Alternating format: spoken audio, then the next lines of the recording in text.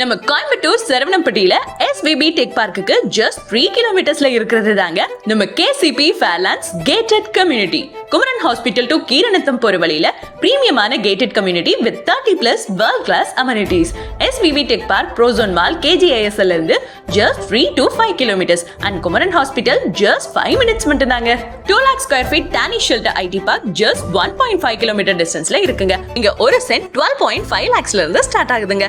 Double drainage system, 1 lakh liter capacity overhead water tank with RO system, 24/7 security service, CCTV surveillance, solar fencing னு உங்க குடும்பத்துக்கு முழு பாதுகாப்பும் இங்க உறுதி.